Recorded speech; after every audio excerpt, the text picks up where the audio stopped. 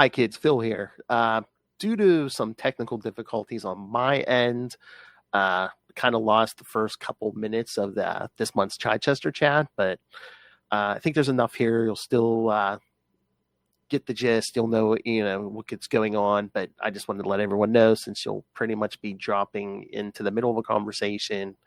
Apologies to you, the audience. Apologies to Mr. DG Chichester and everyone involved, and I will do better next time. Next time. All right. Thank you, and enjoy the show.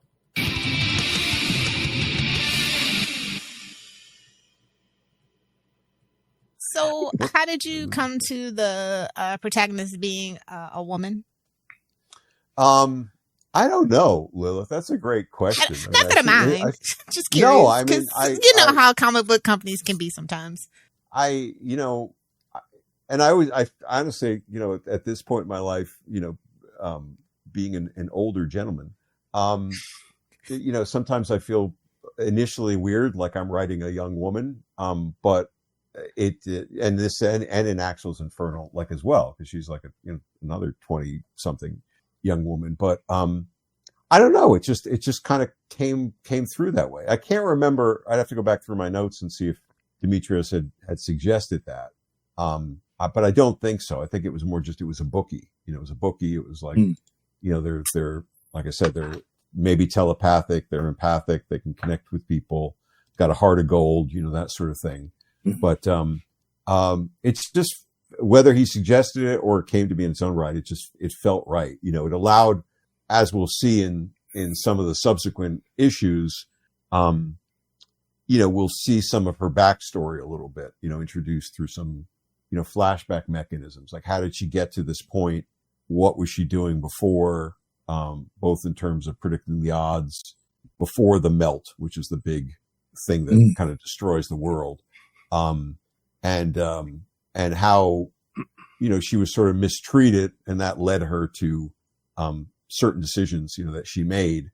And that also felt, like a good dramatic conflict, for a woman who was trying to achieve something to go through, versus, a guy being in the same situation, so hopefully it plays out well.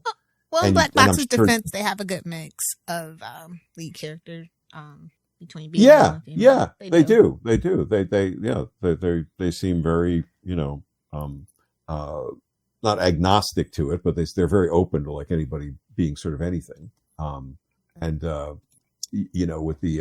With the exception of her, cleavage there on the cover, I think we represent her, fairly, it's sort of like, although how that particular outfit, stays on, I'm not quite sure, but I never. Sometimes the girls just got to breathe. We get it.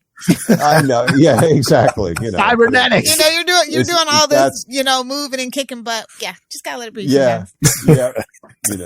But it's, and that went through so many design iterations. It was kind of comical at one point. There were just so many different things Mannix was doing. I was trying to help out by sending references on things. And does she look like this? Does she have more of that? And but ultimately, once you sort of land on something and you start to live with it, then that becomes the look, that becomes the feeling. So, and as well for her, her crew around her, they all have little bits and elements, around them that you see a couple of them on that second cover down the left-hand side. It doesn't is it always a balancing act with a story like this? It's like, well, how much cybernetics do I want to put on each character? I don't want to go overboard, or did you have back to the 90s? Right. Exactly. Right. Go back to the 90s. Totally go overboard. It always works for there. I mean, the way I sort of approached it was, everybody had to have at least one thing that was severely damaged on them, right? Borsi's, I can't remember whether it's Borsi or McGrath or two henchmen there, one lost, top of his skull. The other one, lost part of his jaw. Ruby lost more things, her arm, part of her face, part of her torso, even, there was, so she was more severely, damaged than some. So that was hopefully like a a rationale for why these people have these replacement parts, not even necessarily augments. Certainly there are people in the society who sort of dialed things up. I want the faster legs. I want the stronger, arm, that type of thing. But this was all supposed to have been done so rapidly as, the world was literally melting and people were at risk that, there you go. He See said that? the thing. All right. Good night, everybody. Everybody take a drink. Everybody take a shot. The late night format works so much better. Yeah. Episodes ago. But, it was just meant to be, a quick replacement, not like, oh, I'm going into the shop and I'm doing this. Except perhaps for the, what I think I call the primes, which are the oligarch society, the people who have been damaged, but they still have money, and privilege. So they may have been had more choice in the way that they, got their, what's called graph tech, that they get put upon them. And then interestingly, I think, so we have a whole sub society of the melted, the people who for one reason or another, never got anything, whether they got there too late or they didn't have any means or they were so far gone, but they're still alive, but they're, they're pretty wrecked. And, and as we'll see in the second issue, one of those is actually Ruby's mentor from before the melt, which kind of makes, I think, for a little bit of an interesting dynamic. Yeah, it's cool. How did you come up with the idea of the melt as well? Because that was one of my favorite parts of the story. And for a few years, I've been thinking about that, about the possibility of something dormant lurking under the permafrost as it's melting. Antarctica has flowers, yes. Right. As it's rapidly melting as the days go by, something that it hasn't been seen since the time of the dinosaurs getting exposed to air for the first time in however many millions of years. Exactly. I mean, I'm not going to, say that's a wholly original, take. I mean, I think that, much as you're saying, the more news things come out about, we drilled down, 800 feet and we pulled up, a worm that we then brought back to life. Well, that sounds like a good idea. That's that. Yeah. What could go wrong? Exactly. I know it was a combination of just, as these guys know, from talking to me so long, it'll always be like a combination of a lot of little bits and pieces I'll kind of gather up. So, certainly with climate crisis going on and, this would have been again 2 summers ago. I think, the wildfires, the climate, kind of, going out of control. And then probably 1 or 2 news items about, we found this, in the Arctic and, it's still preserved, it's still alive. It wasn't meant to be something to dwell on and become, this huge thing. It wasn't a, like a sweet tooth type thing, where they go to the Arctic, spoiler alert kids, or the Antarctic, where, that's a huge part of that story. What was exposed there and what they go back and rediscover. But it did feel like, here's a good MacGuffin, here's a good quote unquote gimmick to give some rationale to why the world is off kilter, why it's wrecked. Once I started to track it out, it felt like it was useful to me, without it becoming, either totally cliched or overburdensome.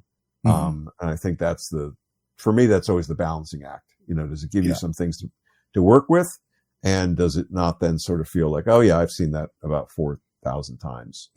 And probably if I got more into detail to it, it might become, it might damage itself in that way. So, but I didn't need it beyond like ruining the world and and you know what this needs? This needs a Captain Planet crossover with Peppos. Yes, there we go. I'll drop him a copy, and say, can you come save us? And he can step in. I like his stuff a lot. So do you have an I don't know if I missed it. Do you have an idea what, like, how far in the future this is, or is it just supposed to be vague? And the not so distant future. In the not so distant future. I mean, I kind of look at it as like 15, 20 years. I mean, I don't give a year, but I don't see it as like really far out. I mean, it feels to me like, and you know, when I was doing this too, you know, I was a little trepidatious because of the, you know, AI was breaking large, you know, now it's obviously much more pervasive, you know, and I didn't want to do a story that involved AI where it just felt like, oh, every story is going to be about AI, you know, pretty soon. But that's the way you sort of like talk yourself out of things. And so I just stopped second guessing it and leaned into it and said, well, you know, what she's doing is, and what's going on with her, you know, just give it its due justice and run with it. But I wanted it to feel like the off the shelf aspect of it, you know, felt realistic that everything is getting AI in it, right? You know, the stupidest things have AI. Even a toaster has AI now. Exactly. No, true story. True story. But that's exactly it, you know, Lilith. And that's why I sort of, you know, said if AI is in everything, then you can sort of make the, you know, argument that everything could be used to fix these people, you know. So, you know, a toaster might have chips in it that somebody could use to, you know, to rebuild, you know, the piece of their chest that's gone, you know. Hey, they use Samsung chips for the Mars drone. So I'm just saying, from your cell phone. Yeah, exactly. You know, so I mean, I remember, so to me, that just felt like you could achieve that within, you know, 20 years without, again, pinning it down. And I didn't want it to be so far off that it's, you know, totally out of touch. I mean, yeah, the future's here. I just hope it doesn't get tariffed out of existence. Well, right, yeah, you know, Gibson, it was William Gibson who said, you know, the future's here. It's just not evenly distributed. So that's you know. Yes, I'm gonna put that on a T-shirt for sure. Yes. So, any advice for people trying to create their own comic universe? What to avoid, what to do? I mean, probably, you know, I do things my own way, and that's not necessarily the best way. But, you know, the right way to do it would be, you know, to, you know, create a database or a notebook or, you know, a set of files that really detail out, you know, each character is this, right? The world is this. You know, how did the world get here? What's the melt based upon? You know, what are the parameters of, as we get into issue 3, I believe, you know, we introduce this kind of global sports game, you know, not quite a Quidditch, but, you know, something that is called Grid Rush. That is, I needed a scene where there was a kind of a competitive event that they could bet on. And I didn't want to use, you know, existing things. But I mean, practically, logically speaking, you know, you spend a bit more time, working those out. So then you've got the details for you. I think that's probably the best way to kind of approach it. I did none of that, you know, you know, I mean, I sort of did what I typically do, which I, you know, I did a beat sheet of the story, you know, and you guys have heard me describe something like that before, where it's kind of, you know, Ruby crashes through a wall, Ruby runs up the stairs, you know, Rysk advises her, you know, when I got to the sporting event, you know, type thing, you know, big arena, crash through this, rip this out of the floor, whatever. But then as I got to the scenes, you know, that's where then I then had to lean in and create the details around it, you know, describe it. How's the announcer going to describe it? I wrote these full script, by Demetrius's, request, you know, so this had to have a lot more, thought through and thought out in terms of the dialogue and the captions. It wasn't like, say, with Black Armor, where it was the old plot. Netho Diaz did the art. It came back to me and I scripted it. You know, it's a bit more what, you know, you describe as your, you know, seat of the pants approach. But I didn't mind it. You know, to me, it was, now and again, I'd have to do a pause and I'd have to look up, certain things about augmenting your body, which Rysk can do for Ruby, can allow her to have control over her autonomic functions, how fast her heart is beating or how much her lungs are intaking oxygen, the things that our bodies would normally do automatically, she can regulate to a certain degree, which can give her an edge if she's like, say, running up the stairs or trying to react quickly to a dangerous situation. So I'd have to do, some on the spot research and look up some things and then try to contextualize them into the story. But, I didn't hit any roadblocks with it. I didn't hit any, just heart stopping moments. So, as I said, it kind of worked out well, but I think you are better served if you can to kind of create certain things around the backstory of it.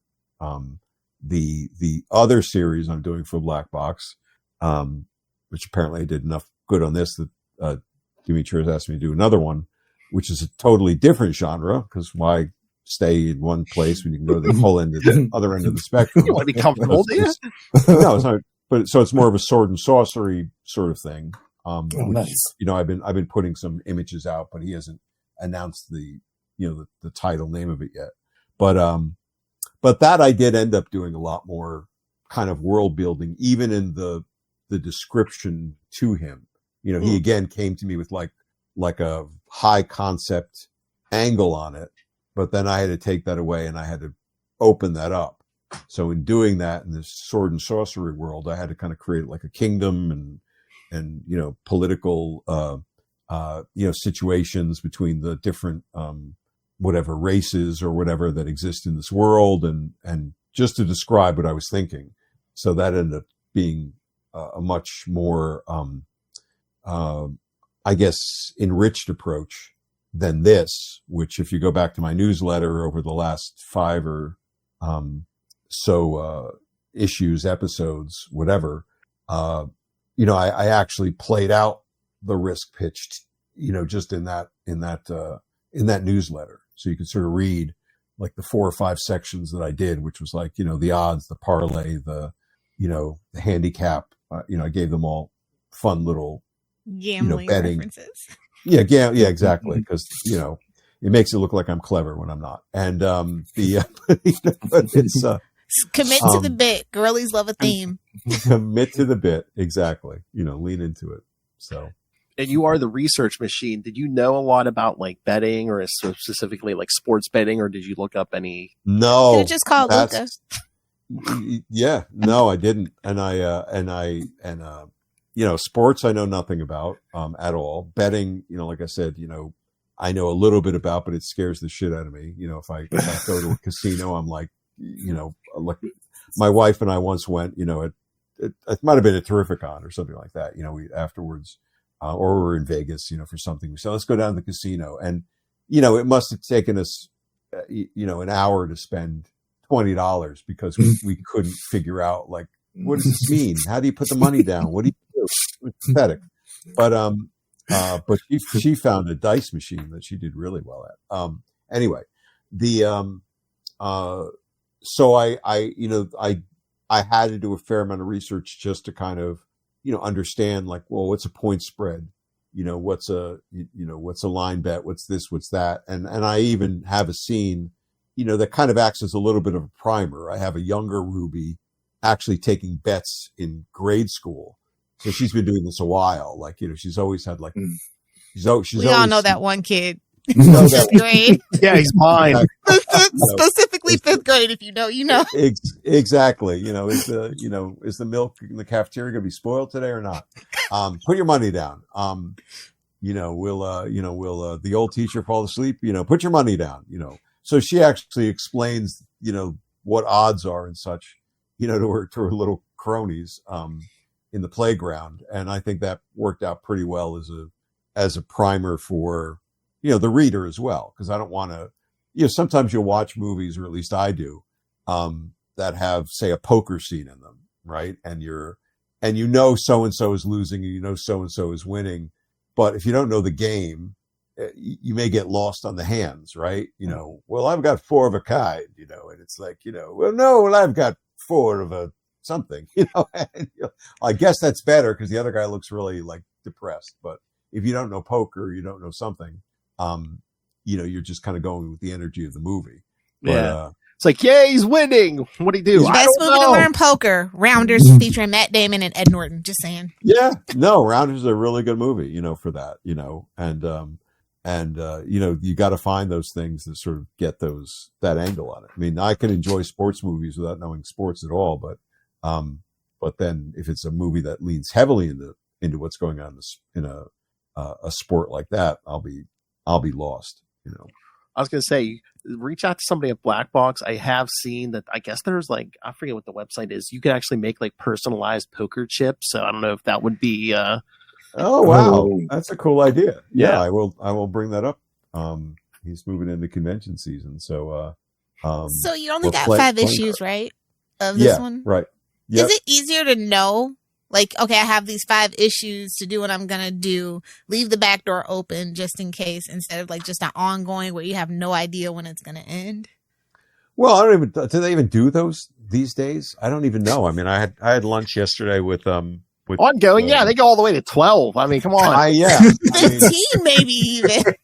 Unexpectedly, I had lunch with 2 guys who are Marvel editors yesterday. Carl Potts invited me along to this lunch he was having with them, and it was a really fun time. We had just talking about nothing in particular, but they were saying, yes, the whole model is just limited runs of stuff.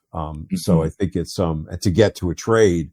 So I think that is the ongoing things seem much fewer and far between. But for this, I mean, knowing it was, I needed to tell a story. I mean, I would have told a story even if I knew it was going to 10, right? You're always going to want to be paying something off, over 1 issue or 5 issues or whatever. But, certainly this allowed, for, I think, a good structure and a good arc for Ruby and Rysk and what happens to them and where certain things change at a critical point in the story, for both of them. And then setting it up in that kind of open-ended way. If the story ends where it ends and we never see them again, I think it's a pretty satisfying conclusion, but it definitely does purposefully set it up as if, more to come if you guys want it. And, nice. Good. I think Black Box has been, reasonably, successful in, doing these 5-issue series and repackaging them. And then that becomes, the calling card, for the idea, and whether they cycle back to it or not, that'll be a lot of things, right? Does it catch an audience? What other things is he trying to kind of get going, at any given time? How does the distribution issues for a smaller publisher, continue to, shake themselves out, hopefully in a positive way. They've really worked with some great creators. I was I totally forgot that Scott McDaniels had done some work with them. A couple of Yeah. No, I mean, it's not to summon Noel Tate, Chuck Dixon, a couple of other people. Yeah, I mean, I didn't look at creators, but I saw at the last page of issue 1, they had a big advertisement of all the series. They got a bunch of series, and I was like, ooh, look at that one, just the cover catching my eye. Right. They got something for everybody over there. It's really kind of fantastic, actually. Yeah, I keep telling him though, he's got to get his marketing game up because he just well, he can hire you. He could, but I've seen his posts, and he's like, well, if you're not, if you need something to do, this holiday weekend, on Memorial Day, maybe you would like to check out one of the fine titles from Black Box. It's like, dude, just add some exclamation points to that. You've got a bunch of great stuff, talk it up a little bit. No, he wants you to sit at every con appearance with a megaphone. Hey, come get your Black Box comics. Exactly. But from Demon Hunters to, Madcap Jin, from this to that, he's got a pretty wide gamut of, high concepts going on. So, he could definitely hold his head high that he's not just, I guess, delivering on the expected, been there, done that sort of thing. And I don't know if you know, or if you can answer if you do know, but the next series he has you working on, the Sword and Sorcery run, is that going to start while Rysk is still running or after Rysk? Or? I would presume after Rysk, or maybe toward the tail end of Rysk. What are we in? We're coming to the end of May here, June, July, August. Yeah, maybe. I mean, he seems pretty keen on it, and I think they're almost done with issue 4. So of again a 5-issue series. So I mean, I would not be surprised if if it gets out there in the fall, mid to late fall, which feels sword and sorcery season, right? It's kind of like a little bit more, definitely, right? Yeah. The weather's a little chill, you're wandering through the forest, what's out there. But that would be cool if that did happen, nice to have like one to follow the other. And he seems so keen on that one. He actually asked me to start like thinking about a follow-up to that one already, to sort of build as a sequel. Whether or not that becomes real, I don't know. But, a sequel to that story. Sequel to that one, like a part two of that, which ends with a little bit of a not a cliffhanger, but it again ends with a little bit of a tease that there could be more. And he seems to be keen now on maybe making the more happen.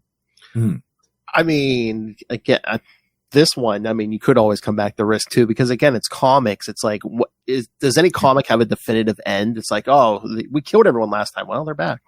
Well, yeah, I mean, right. But you also have to feel like, is there another story to be told? Yeah. Does it? And most importantly, from a publisher point of view, did it connect with an audience? I mean, I think it's. I'm happy with it. I think it. I think there's none of my typical sins in it. It's not overwritten. It's not, it's not overly convoluted. It's got clever stuff going on. There's lots of good setup and payoff. Good action, good twists and turns. But there's a lot of stuff out there. So does an audience find it and share it with their peeps? Does the store owners want to bring it in? There's all those factors that you have to understand. It's a business, right? So as good as the book is, it has to still find an audience. I ordered some from my local and of course, as soon as I ordered them to get my copies, Demetrio sent me a box of them. But I went to my local comic shop on Free Comic Book Day because I wanted a couple of copies to see, and I wanted to send one to somebody. I said to the guy, it's like, well, first I said, order this copy. And he's like, oh, it looks like it's going to be a 5-issue series. Would you like to get all 5? And I was like, well, I'm pretty sure I know what's going to happen in it because I wrote it. But I thought you were going to be like, let me read the first one first. This is, I don't know. Yeah, this has to be overweight sometimes. Yeah. That would have been too. But then, and he was like, oh, that's cool. And it's like, yeah, if you want to order more than just the ones I'm doing, the ones I want for myself, order a few more and I'll come in and sign them, but he didn't take the bait as far as I know. So I'll never go back to that store. That's not true, hey, nothing's ever going to be taking your mom to the store to get the Black No. The shiny cover. Yeah. She stole every special cover. Yep. She stole every special cover for herself. So let me turn the tables now, because you guys have obviously, read it. So what's the review? What works? What doesn't work? I just want to go first. When I just heard the name Rysk before I read it, I just knew this was some kind of industrial espionage spy book. I mean, either way, I was going to be happy, but I was just thinking, oh, this is going to be a spy book. I just know it. But then we get cyberpunk and I'm like, oh, okay, that's different, but not that different. I like when you go into the tech stuff. So this is right up my alley, personally. Good, cool. And it's definitely got, you're going to get your industrial, spy fix. Don't worry. There's going to be some good good aspects of that. I mean, I didn't see the betting part coming, but I like it. I think the issue did its job. It laid out this world. It didn't give you too much, but it gave you just enough where you're like, okay, I need to come back to for issue 2 for more. So. Mm-hmm. Yeah, good. And I can always gauge how much I like a book, especially a new book, by when I can feel like the ending is coming up. Like I can feel like we're getting towards the ending, and I'm bummed about it. Oh, it's gonna cliffhanger. I'm like, oh no, I don't want it to be over. I want like at least a couple more pages. You mean like when you're on page like 18 and you're like, oh, wait a minute. Exactly. Yeah. Exactly. Okay, that's cool. Yeah. That's cool. So that definitely happened here. I was bummed when we got to the ending. I was like, I wanted some more of this. So. Unfortunately, the pacing was too fantastic. It did go by too quick. I agree. That's my only complaint. It was too short. I wanted more of it. Well, that's better than the opposite. You know, it's like, will this thing ever end? You know, exactly. I particularly loved the cool designs of all the tech, like how the one guy had like the part of his skull missing, so he had that adaptation there, and it wasn't just the kind of the cookie cutter formulaic cybernetic enhancements that we've come to see and expect in a lot of these stories. There was a lot of different variations that took place on the aesthetic design, which was also nice. Oh, good. Good. So yeah. I liked that a lot too. And like I said before, I love the concept of the melt. I thought that was great because, you know, here's something that affects everybody globally, regardless of how rich they are, or where they live, or that type of thing. So I loved that. It just, this story definitely surprised me. It definitely wasn't what I was expecting at all. So. Well, that's great. That's really good to hear. Yeah, I was thinking about like it doesn't happen in the series, but just there's no real place for it. But you know, it occurred to me afterwards. You know, if we ever go back to this world, like flashback for the melt? Question mark? Well, no. Well, you get a little bit of that. You get a little bit of that, but more importantly, like I think the melt takes place like 7 years ago or something like that, or maybe 5 years ago in Rysk time. But you know, it occurred to me like any kid born after that, you know, won't have it. You know, they won't have the augments. So you might have this weird combination of normal kids, you know, and you know, weird as parents, but which is just like the real world anyway. So there you go. Thank you very much. I was waiting for that, but no, thank you, Justin. That's you know, good to hear, and I'm glad it. You know, it's playing out that way, you know, so far. Tell me you need a raise, because again, it not only does it want me to read more Rysk, it's got me interested in reading more Black Box comics. So, definitely. Yeah, definitely. Yeah, I mean, you'd be pleasantly surprised with like the diversity of genres in that company. Oh, I know. I just saw the covers, and I was like, some of the covers. I was like, ooh, that one looks cool. That one looks cool. Like Devil's Dominion's really good. I just got into that one. Last week. Good. Yeah. There's one character that looked kind of like the Question almost on the cover, like a little bit with a mask. It looked kind of cool. Yeah, there was a lot of neat diversity in that roster. Yeah. Oh, absolutely. Yeah, he's got a lot of great, you know, stuff kind of going on. I mean, hang on, I'll give you guys like one little peek of like covers and stuff. A sneak peek, maybe. Let's see if I can. If I can figure out how to make anything work, you know, that's the big problem. Can I share with this? Do I have like permission to share stuff? I think is there a button? Present. Yeah, present down at the bottom. Present. Yeah. Okay. So if I share the screen, probably gonna ask you if it's an image, right? Yeah. Is that the best way to do it? To like just like upload like an image? Is that the way? So save this thing out as an image? They shouldn't even have to upload it. Yeah, it'll just throw it up. Just click it. All right, hang on a second. Let's see. But yeah, he's worked pretty hard on like, I think, getting a good balance of, the visuals and making the covers work effectively. And, I've seen him working with the, with the artists, in that way. So, there's definitely an understanding of, what it needs to be. And there's nothing there at all. Oh, wait a minute. Hang on. Let's see if that works. Glad I'm not the only one. There, I might not. I'm glad I'm not the other one.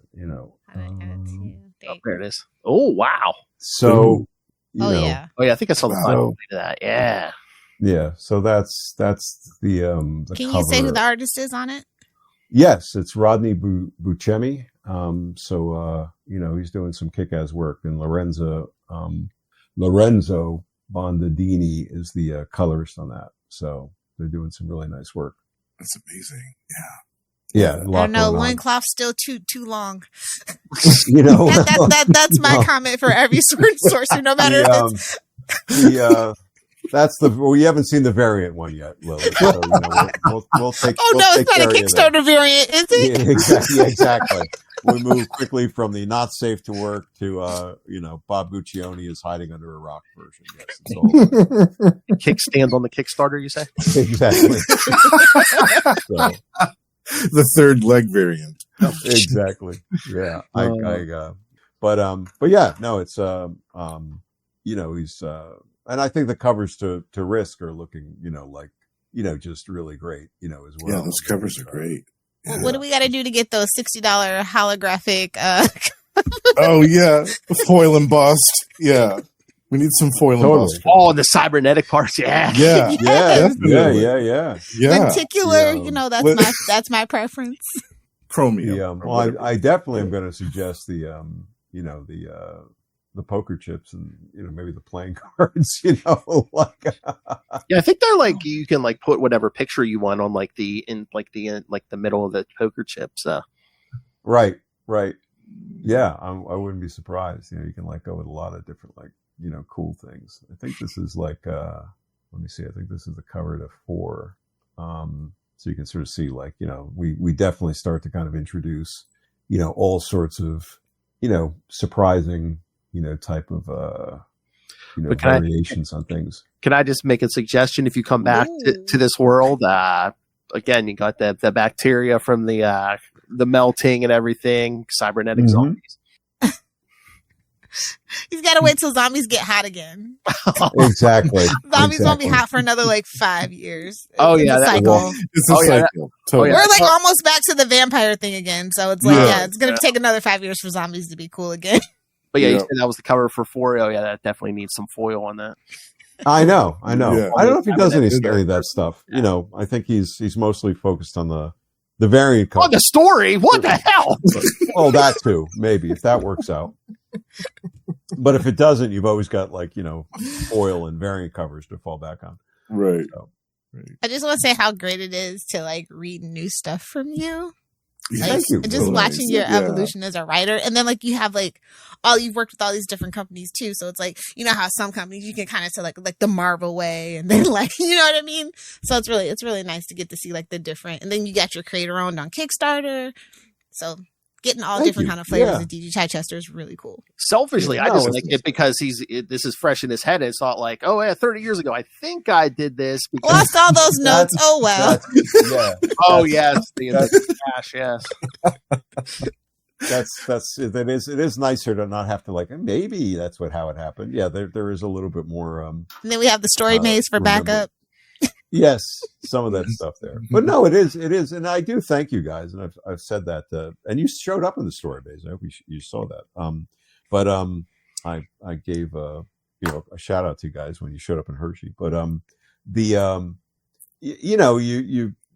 helped me sort of relook at so much of that stuff, which you can't change what I did then, but I can now look at it with a stronger point of view. I can still pick out the flaws, but I can also more easily see, well, no, some of that stuff really did work. Some of the stuff that I may even have been doubtful about. And now things like this where I can, I think it's going to work better anyway, just because I've got a better approach and I'm a better writer and so forth. It's just it's nice to kind of come back into it with a new perspective and a new set of skills. As opposed to just, I don't think it's just, I think it reads like me, but it reads like a better version of me and not just, trying to replay, catchphrases and things that I did X number of years ago. But I could be wrong. Oh, but not to shift off the topic here, but is there any updates on Axels Infernal #2?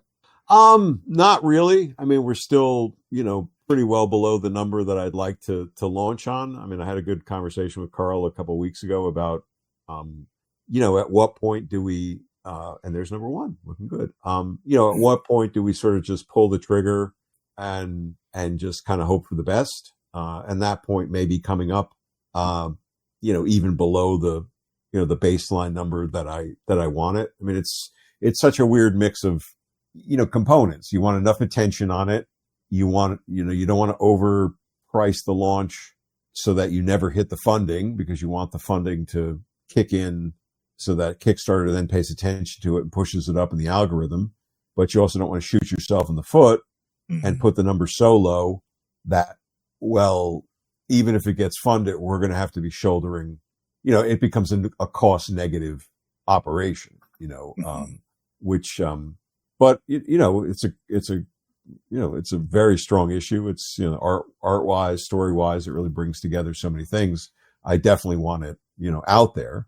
But probably at least another, I would say 4 weeks before, we make that decision. And I'm booking some other, podcasts and stuff to try to generate more attention. I've been doing that intermittently, and I've noticed, a handful of numbers go up here, a handful of numbers go up here. Everybody's been, very positive on it, which I appreciate. And then expanding that zone of attention is just what has to happen. So, more with that. And thank you guys, when you've been supportive of it always. So I appreciate that.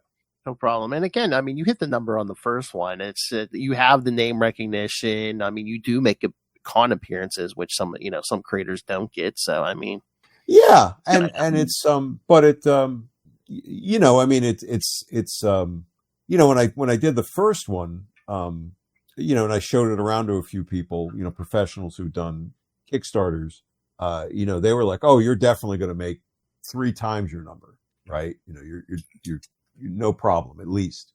And, because people know who you are, and it looks great, and this and that and the other thing. And we made our number, as you said, but we didn't make 3 times our number. We made our number, and it was sort of like, and that was, we just kind of got over the line. And I'm not looking for it to be a money making operation, but I'm looking for it not to be a money sucking operation either. So that's the kind of balance, you have to, put into it. But, just let us know what we can do. I need my number too. I was gonna say, Dan, if you want to, we could do weekly episodes with that of it. Yeah. But I will say I've been inspired to try to also do a prose version of it, which is kind of interesting. So I started the I don't know what you would call it, translation process to sort of see how, how you, a transcreation, how do you take it from here, to here. And so that's kind of a experiment in progress, and cool. See how it plays out. But you realize then how, I mean, my plots and scripts, I've always felt they're relatively detailed and give the artists a lot, but then, you come to appreciate even more so what Carl does, or anybody does, in that regard, where it's like, no, because all of that's there in the visual, I don't have to describe any of it. And suddenly you're doing the prose, and you're going to have to choreograph everything, choreograph the action, keep the reader's attention, just with the words alone. So, it's not something I've done. You really can't pull it. And they fought for 15 pages. They're going to have to write it. Yeah, exactly. Well, you could do it. You could. So the battle raged on. And then keep going. Everyone forgets, in The Hobbit, that they made, the Battle of the Five Armies, which was the 3rd movie, that they did of the Hobbit series, is 3 pages in The Hobbit. It's basically Tolkien's saying, because that wasn't the point of the book, so I'm not dissing him, but it is just kind of the Eagles came and the dwarves fought, and that's kind of it, So, I'll do a little bit more than that. All right. So, anyone have any other questions about Rysk or Axels Infernal? When are we going to get it? Nope. Well, I hope we see more Rysk. I hope that there's enough of a demand that we see beyond the 5 issues that. Well, hopefully you feel the same way when you've made it through the 5 issues, Justin. Well, we'll check back in. We'll let you know. We'll give you a report absolutely. Yes. Could be a flaming wreck by next week, but I do not believe it will be. I can say I will predict the odds, and in Ruby's, parlance that, we got like a 98% chance the subsequent issues, measure up to this as well. I'm sure they will, and I'm still holding out hope for the holographic foil cover. Yeah, well, I'm gonna see what I can get going, with him. I'll be in touch with him this week. Yeah. So next month we wanted to discuss Rysk number 2 then, because it sounds like we all enjoyed it. Yeah, that'd be fine as long as it's out. I mean, it's I hope it's out in a month. Yeah, because supposedly it's supposed to be in. Last I checked tonight, and it was still saying. Okay. Well, like I said, the only reason it would not be would be like the distribution issues. Just if there was a hiccup and whoever stopped bidding on Diamond and who finally won the Diamond bid. That could be the hiccup that happens in between. But the book is done. I've got a proof of it. So or a PDF of it, so I know it's completed. And the book is definitely on schedule, but that could be an issue with a smaller publisher that, has trouble, like so dependent on Diamond or what was Diamond. So they just had massive layoffs. So Diamond did. Yeah, now that I'm looking at it. So, well, we'll see. Well, if it happens, it's not going to just be Rysk. If that happens, it's going to be a lot. Yeah, I mean, it's unfortunate for the smaller people because Marvel uses somebody technically else, and DC and Image use Lunar, so it's really just the smaller imprints. Right. Unfortunately, it's so really kind of sad. Hopefully, they get it together. Yeah, I'm hopeful that they will, and but it is a sort of an unknown factor that has to be just considered, and there's only so much that a publisher like that can do. Right? Mm-hmm. There's no strong arming. It's sort of like you're very dependent on what happens, and that's the doorway into the stores. And he does. He sells the books online. I don't know if he does a digital version of them yet. Yeah, he does. It's you can get it through Comixology, and then there's another one. I can't think of the name right now, but he has 2 venues for the online digital versions. All right, so he's got that at least, like as a backup, with it as well. But fingers crossed. Yeah, let's go with that for next month, and if it looks like for some reason, if we hear like it's not going to be within the zone of it, we'll shift to something else. Your choice, dealer's choice. Okay. But I'm pumped. He's getting the hang of it. He's getting the hang of that betting talk. All right, this is when the host holds the book or whatever up on the desk. Yeah, and Axels Infernal pledge your early support here. Yep, please get in there. Get some noise going about our pre-launch. This commits you to nothing except to be on the early bird list of when we do launch. We hear about some specials, day one discounts and extra rewards, which would be cool to be part of. Great little trailer on there and some other details on the project.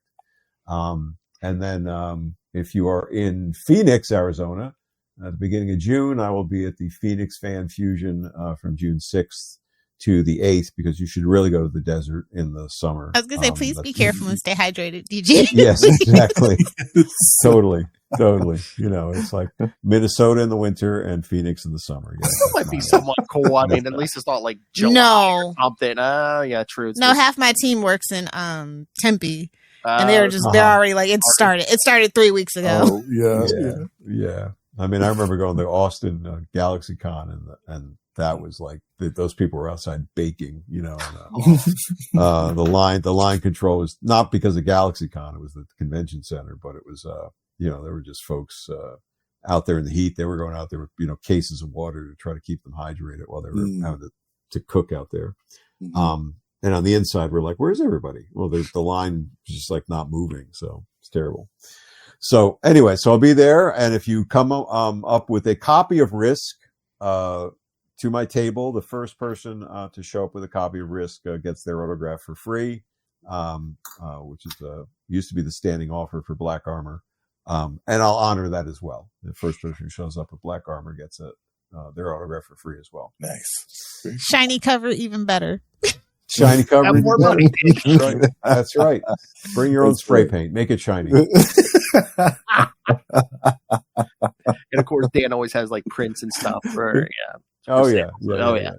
Pretty good. All right, guys, this was fun. Fun on a Sunday night. Thank you very Justin, much. good seeing you. Yes, you back too. Again. Thank you. I will be. Join us again. Yes. Super. All right, All Lilith, right. Phil, thank you as always. Thank you, sir. All right. Have a You great guys do week. well. Enjoy the week ahead. Okay. Thank take you. care. You too. Bye-bye. All right. So, Well, kids, the adults are gone. oh Lord, it's pretty sad, especially with the age me and Justin are. All right. All right. Oh, I might. Oh, maybe I'll debut the new opening and the new song tonight.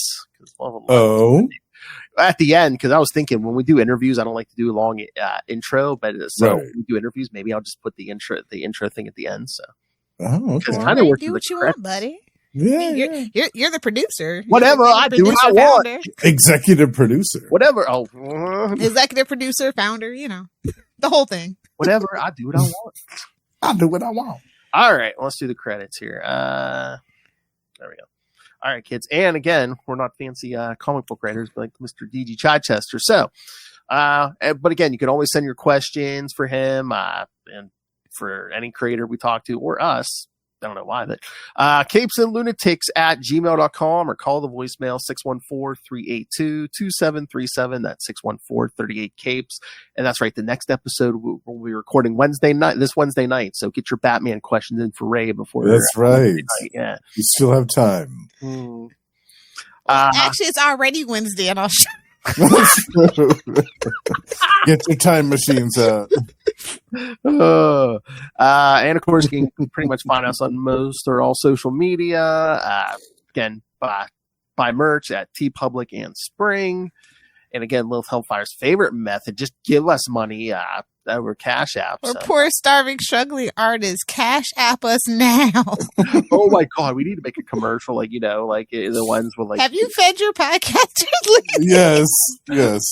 Or just us looking like pitiful, wounded animals. Be like, You're dead Tamagotchi from elementary school. Your time is running out. That might be a little too niche. These podcasters their time is running out. They don't even have a brand new Blue Yeti mic to record. You might just have to put them to sleep if you don't spend money. And of course, the Patreon, where again you get uncensored content every month. For the month of May, it is the you got a new one. Justin Drunken unboxing videos. Right. Yeah. So you're gonna have a See all the goodies that I got. Yeah. And we'll be teasing that by the next episode with all the new drops. So.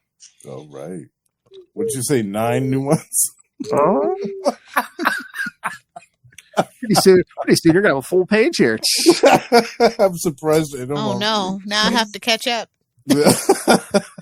Oh my Lord! So literally in the month, every month, but literally in the month of May, the Patreon is going to be more vicious and brutal than ever. Yes, I'm vicious and brutal than ever. All right, and of course, then Justin, you can always find him any and everywhere. Well, not as many places these days, but the Lost Library Legends, and he is doing like multiple. Yes, we've launched a couple of new sub-series over there dedicated to both Marvel's Sleepwalker and also the Immortal Shadow in comic books. I know you and I. Mountain Dew Man talked you into it, huh? Actually, these were my idea. Especially the Doobie did it. Okay. Oh yeah, the Sleepwalker one was all my idea. Yeah. I think it was the Shadow one. You were talking about how you guys were working together, and then you got headhunted. I'm assuming you're talking about me. Oh yeah. Well, also Predator and Prey. Ray. Oh, y'all about to be eating good in a minute. That's some interesting stuff coming out. Yeah. Oh, yeah. We've got a lot of stuff to talk about this year. Did you guys talk about Predator vs. Spider-Man #1 yet? No, actually, no. We haven't. No, haven't talked about I'm that going yet. to send in some feedback for that. Yeah. That might be our next topic, actually. That might be our next one. Oh, nice. Yeah. All right. So, and Lilith doesn't want you to find her, so she says, suck it. No, I say go touch grass and get fresh air while you still have it. Have it for too much longer. They figure out how to tax that. Exactly. Worse even a tariff. That's true. All right, kids. Now we're going to take you out with a new hit, the new Capes and Lunatics theme song. And if you're watching on YouTube, which you should be also, but yeah, the new intro. So, all right, until Wednesday, and we'll have the hard master with us. Yes. Phil, the answer to that question you text me, anything with big old tig old bitties. Oh, well, you'll see what I pick, but it may. Speaking of tig old bitties, I went and saw Sinners today. I really enjoyed that, by the way. Yay! It has tig old bitties? Yeah, there's one character with some. My goodness. Wow. Right. That's all I could say. You just know he's getting suffocated tonight with those things. Sinners was a really good movie. A surprising musical that I actually enjoyed. Yeah. I recommend it to everybody. I thought it's a fantastic original IP, and I really feel like we should be supporting original IP. Absolutely. I enjoyed that very much. It's Ryan Coogler. Come on. I was thinking I need to see this. No, I definitely need to see this. All right. We should do I know it's probably going to be a little too late, but I think we should do a review after Phil sees it. Oh, yeah. Good idea. It's vampires. Yeah. Let's do it. All right, kids. Good night. And like I said, we'll take us out with the new theme song and intro. New song. All right. Good night, kids.